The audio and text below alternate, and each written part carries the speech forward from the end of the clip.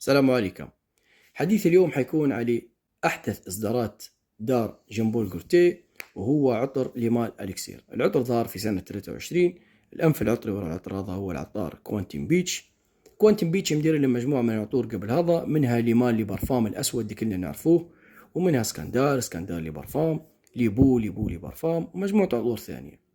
طبعا العطر يجي في تركيز بارفيوم، ويجي في حجمين، هذا اللي شفتن، حجم 75 مل وحجم 125 مل.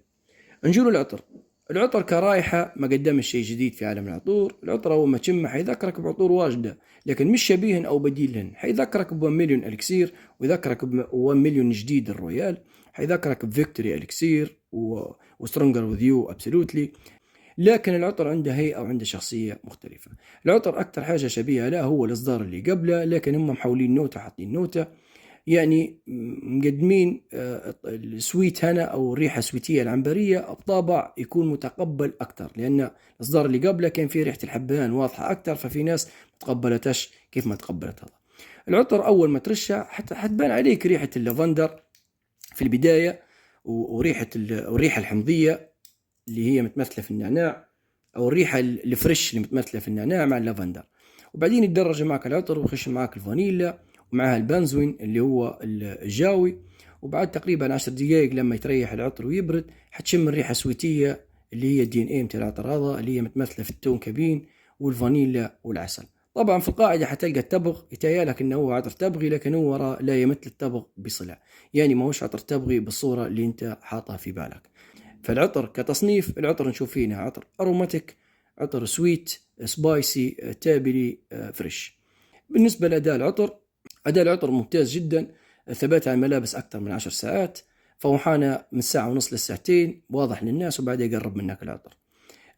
العطر طبعا كقيمة مادية أنا نشوف فيه سعر مناسب لو حصلته في سعر تخفيض، لكن كقيمة في سعر العادي نشوف فيه أنه هو غالي نوعا ما. الفصول المناسبة له أكيد من النوتات هذين حتعرف أنه هو خريفي شتوي، وهو أصلا يتميز أو يبان الجمال متاعه في الجو اللي يكون بارد، لكن لما ترشه في جو ساخن خاصة في الصيف أو الأيام المشمسة حيقلقك، وخاصة عطور سويت لما ينبخم في جو ساخن ممكن تطلع منه الريحة أنت ما تقبلهاش والناس اللي يلاك ما يتقبلوهاش. فهو عطر شتوي خريفي مسائي، يعني أنا نشوف فيه أنه هو عطر كاجوال ترشه في مشاويرك العادية، مشاويرك اليومية، عملك عادي، يعني عنده عدة استخدامات، ما هوش عطر الرسمي بالصورة الصحيحة.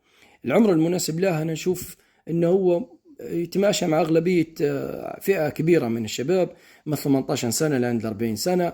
عطر محبب للجميع، محبب لجميع الناس، وأنا ننصح به يعني العرسان المقبلين على الزواج. العطر هذا جاي كم من غادي.